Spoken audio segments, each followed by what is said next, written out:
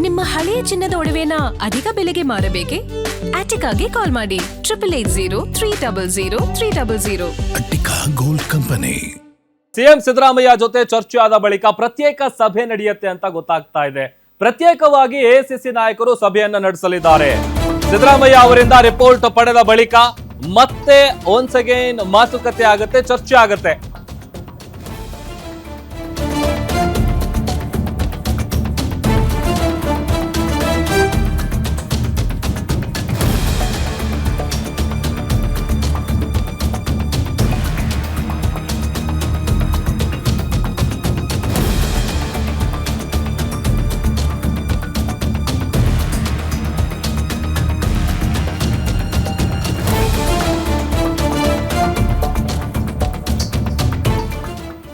CM Siddaramaiah ಜೊತೆ ಚರ್ಚೆ ಬಳಿಕ ಪ್ರತ್ಯೇಕ ಸಭೆಯನ್ನ ಎಐಸಿಸಿ ನಾಯಕರು ನಡೆಸಲಿದ್ದಾರೆ. ಸಿದ್ದರಾಮಯ್ಯ ಅವರಿಂದ ರಿಪೋರ್ಟ್ ಪಡೆದ ಬಳಿಕ ಮತ್ತೆ ಚರ್ಚೆ ಆಗುತ್ತೆ ಅಂತ ಗೊತ್ತಾಗ್ತಾ ಇದೆ.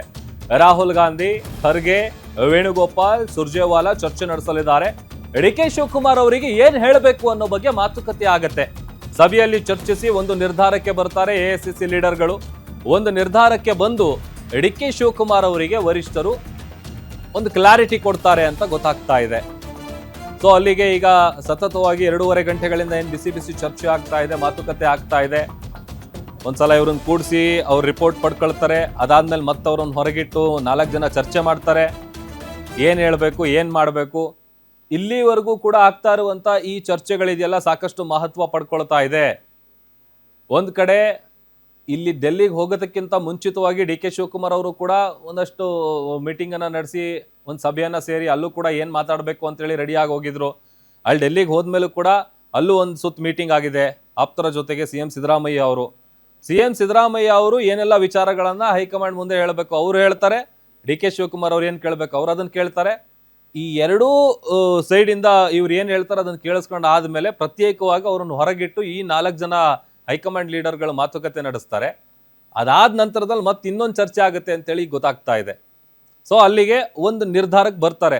ಏನು ಎತ್ತ ಕ್ಲಾರಿಟಿ ಕೊಡಬೇಕಾದಂಥ ಅನಿವಾರ್ಯತೆ ಈಗ ಹೈಕಮಾಂಡ್ಗಿದೆ.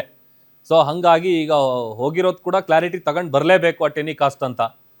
ಬಿಕಾಸ್ ಇಷ್ಟು ದಿವಸ ಹೋಗ್ತಾ ಇದ್ರು, ಟೈಮ್ ಕೇಳ್ತಾ ಇದ್ರು, ಟೈಮ್ ಸಿಗ್ತಾ ಇರಲಿಲ್ಲ, ವಾಪಸ್ ಬರ್ತಾ ಇದ್ರು, ಮತ್ತೆ ಇನ್ನೊಂದ್ಸಲ ಕರೆದಾಗ ಹೋಗ್ತೀವಿ, ಡಿಸೈಡ್ ಮಾಡ್ತೀವಿ ಅಂತ ಹೇಳ್ತಾ ಇದ್ರು. ಬಟ್ ಈಗ ಒಂದು ನಿರ್ಧಾರಕ್ಕೆ ಬಂದು ಆ ನಿರ್ಧಾರವನ್ನ ವರಿಷ್ಠರು ಡಿ.ಕೆ. ಶಿವಕುಮಾರ್ ಹೇಳೋದಕ್ಕೆ ಮಾತುಕತೆ ನಡೆಸ್ತಾ ಇದ್ದಾರೆ ಅನ್ನುವಂಥ ವಿಚಾರ ಗೊತ್ತಾಗ್ತಾ ಇದೆ. ಮತ್ತಷ್ಟು ಡೀಟೇಲ್ಸ್ ಕೊಡ್ತಾರೆ political bureau head Maruti Pavagada ದೂರವಾಣಿ ಸಂಪರ್ಕದಲ್ಲಿ ಜಾಯ್ನ್ ಆಗಿದ್ದಾರೆ. ಮಾರುತಿ, ಈಗ ಸತತ 2.5-3 ಗಂಟೆಗಳಿಂದಲೂ ಕೂಡ ಚರ್ಚೆ ಆಗ್ತಾ ಇದೆ. ಬಟ್ ಯಾವ ಒಂದು ನಿರ್ಧಾರಕ್ಕೆ ಬರಬಹುದಾದಂತ ಸಾಧ್ಯತೆ ಇದೆ? ಸದ್ಯ ಏನ್ ನಡೀತಾ ಇದೆ ಈಗ? ರಾಹುಲ್ ಗಾಂಧಿ ಅವರ ನೇತೃತ್ವದಲ್ಲಿ ಆರಂಭ ಆದಂತಹ ಸಭೆ ಬೆಳಗ್ಗೆ 11 ಗಂಟೆಗೆ ಶುರುವಾಗಿದ್ದು ಪ್ರಭು.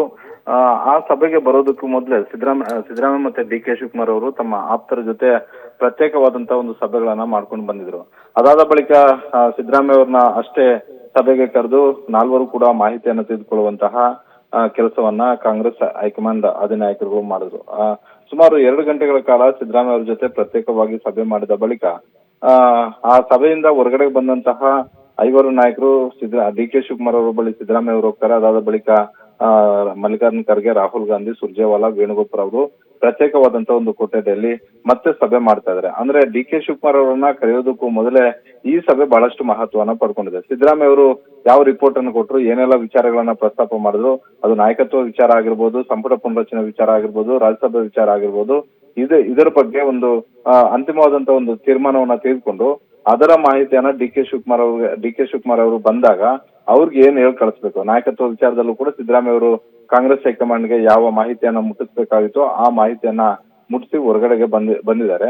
ಈಗ ಡಿ.ಕೆ. ಶಿವಕುಮಾರ್ ಅವರು ಬರುವಂತ ಒಂದು ಸಂದರ್ಭದಲ್ಲಿ ಡಿ.ಕೆ. ಶಿವಕುಮಾರ್ ಅವರು ಸಭೆಗೆ ಬಂದಾಗ ಡಿ.ಕೆ. ಶಿವಕುಮಾರ್ ಅವರಿಗೆ ಕಾಂಗ್ರೆಸ್ ಹೈಕಮಾಂಡ್ ಯಾವ ಸಂದೇಶವನ್ನ ಕೊಡ್ಬೇಕು ಅಂತ, ಯಾಕಂತ ಹೇಳಿದ್ರೆ ಈಗ ಮುಖ್ಯಮಂತ್ರಿ ಸ್ಥಾನದಲ್ಲಿ ಇರುವಂತವರನ್ನ ಮನವೊಲಿಸೋದಕ್ಕಿಂತ ಹೆಚ್ಚಾಗಿ ಮುಖ್ಯಮಂತ್ರಿ ಆಗ್ಬೇಕು ಅಂತ ಕನಸು ಕಾಣ್ತಿರುವಂತಹ ಡಿ.ಕೆ. ಶಿವಕುಮಾರ್ ಅವರಿಗೆ ಯಾವ ಮಾತುಗಳನ್ನ ಹೇಳಿದ್ರೆ ಅದು ಸರಿ ಹೋಗುತ್ತೆ ಅನ್ನುವಂಥದ್ದು. ಒಬ್ಬೊಬ್ರು ಒಂದೊಂದು ರೀತಿಯಾದಂತ ಒಂದು ಅಭಿಪ್ರಾಯವನ್ನು ಹೇಳಿದ್ರೆ ಆದ್ರೆ ಅದು ಮತ್ತಷ್ಟು ಗೊಂದಲಕ್ಕೆ ಕಾರಣ ಆಗ್ಬೋದು. ಹೀಗಾಗಿ ಎಲ್ಲರೂ ಸೇರಿ ಒಂದು ನಿರ್ಧಾರಕ್ಕೆ ಬಂದು ಒಬ್ಬರು ಮಾತ್ರ ಡಿ.ಕೆ. ಶಿವಕುಮಾರ್ ಅವ್ರಿಗೆ ಹೇಳ್ಬೇಕು ಅನ್ನುವಂತ ಒಂದು ರೀತಿಯಲ್ಲಿ ಸ್ಟ್ರಾಟಜಿಯನ್ನ ಮಾಡ್ತಾ ಇರುವಂತದ್ದು.